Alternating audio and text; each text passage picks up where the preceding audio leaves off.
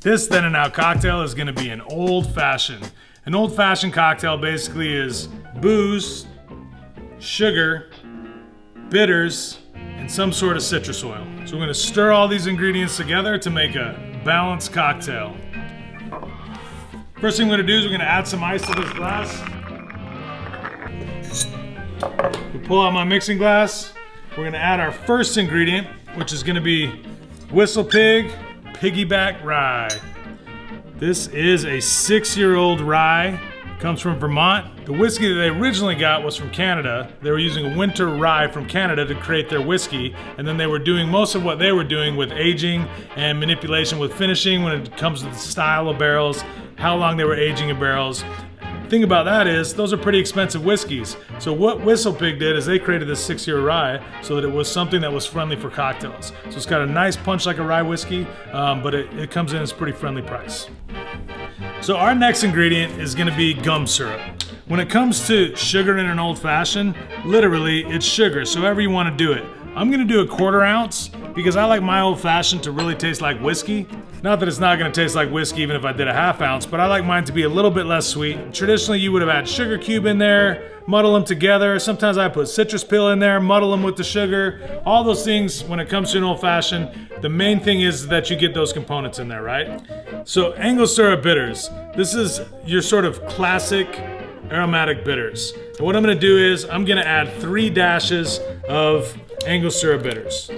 And when I dash, it's got this dash topper, and so I wanna flip this bottle all the way over. 1, 2, 3.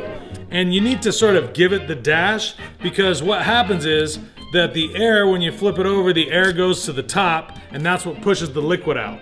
So as you get your bottle and you continue to use it to make your delicious old fashions, you're gonna probably have to shift to using like 2 dashes and then maybe 1 dash because when I got a bunch of air in here, it pushes out much larger dashes. Now I'm gonna dump. So I dumped the ice because I wanted to have my chilled cocktail glass, a little water left in there. And I'm gonna add ice to my mixing glass. And now we're gonna stir. So the old fashioned cocktail was actually created because the actual quality of spirits they were getting was so terrible that they're like, how are we gonna fucking drink this gasoline? And so what they did was they would add bitters, they would add sugar, they would add a little citrus peel, and as you can see, I'm stirring for dilution. So even if they didn't have ice, they could still add water to sort of soften the blow of a spirit that doesn't taste good. Now, in our case, what we're working with products that are a lot better now. So the classic old fashioned was made with whiskey, so I'm gonna make the classic old fashioned with whiskey. Right now, I'm gonna add some ice.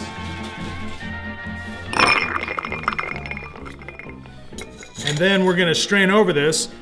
Now the whiskeys that we have, as everybody knows, are quite fantastic. There's a lot of really great whiskey makers, and whiskey can be drank pretty easily on its own, neat or on a rock, without adding anything to it. So typically when I make an old fashioned, I sort of wanna honor the spirit. So I still wanna taste that rye whiskey. That's why I use a 1/4 ounce of sugar and 3 dashes of bitters, because those components can also enhance the flavor profile of the whiskey. So for me, either way on this one, it's great. But what I'm gonna do now is I'm gonna add the citrus peel. So I'm actually gonna do a lemon and an orange peel. You can do just an orange peel. You can do just a lemon peel. You could do a grapefruit peel. You could do a lime peel. You could do a pomelo peel. You could do, see what I'm saying? What you wanna make sure is, and the reason why the peel is important, is because of the acid. So the actual citric oil that's gonna be coming off these peels is what I need in that cocktail to help balance out some of those other components, such as the sugar and the bitters. All right, so I'm gonna give it a squeeze. I'm gonna do another one here. Lay them down there right next to each other, and voila. Actually, it's pretty interesting because I don't know if you can see on the bar here, but that's all the citrus oil from when I expressed that citrus. So that's how much actually comes out of an orange peel. So it's pretty important that you put it in there. It's part of the cocktail. In fact, I've done a bunch of contests, and usually one of the contest rules is that if you use expressed citrus peel, that counts as an ingredient. So we always need to think about that part, and it's an important part of doing a delicious stirred style boozy cocktail like this. Let's give it a shot. Cheers.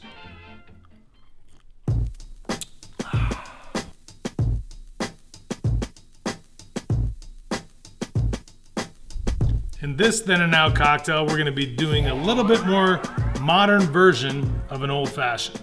We're still gonna be using booze, sugar, bitters, and some kind of citrus oil. Now let's get going. So first thing I'm gonna do is ice my glass. The first ingredient that we're gonna be using in this case, because again, we're using booze, not necessarily whiskey, but booze, and so I'm gonna be using an aged Jamaican rum. And this is Worthy Park Single Estate Rum from Jamaica. Got a really nice high ester content on it, has a really nice aromatic to it, and we're gonna combine ingredients with this that are gonna complement the flavor profile of this. So again, the history of the old fashioned states, hey, we wanna minimize the flavor of this shitty spirit that we're drinking. In this case, we're saying, man, this has got some really interesting things going on. Let's see if we can enhance the flavor profile or bring up some of the flavor profiles of what's already happening inside this rum.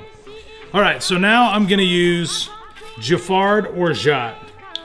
And a lot of people don't specifically know how to pronounce this. It's Orgeat. Giffard Orgeat.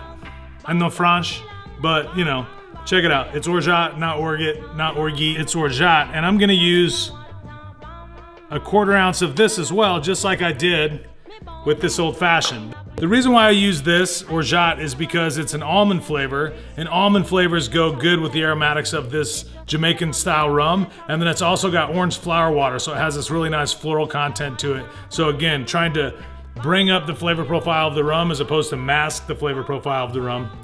And now I'm gonna use Bittercube's Bitters Jamaican #1.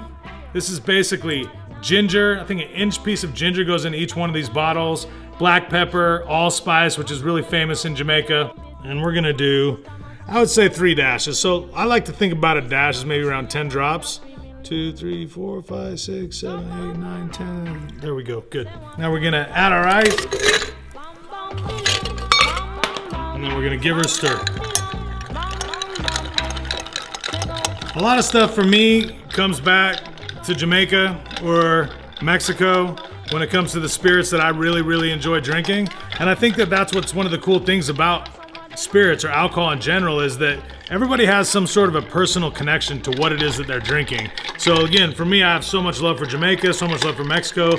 I tend to love the story, I tend to love the culture about it. Something about it just works for me. So, you know, think about that when you try what you're drinking. Does it have some sort of a story? Is it tied? Do you love it for a particular reason? Every time you drink it, does it bring you back somewhere? So for me, that's sort of what Jamaican rum does. It brings me back to one of my favorite spots. So, you know, I drink as much as I can. All right, get rid of the ice. Now re-ice. And now we're gonna strain. As you can see, this isn't crystal clear. That Orgeat gives it a little bit of color, or gives it a little bit of a fogginess to it.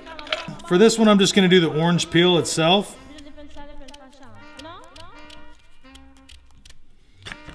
And then we want this baby looking pretty at the end, so as always, do a little knife work here.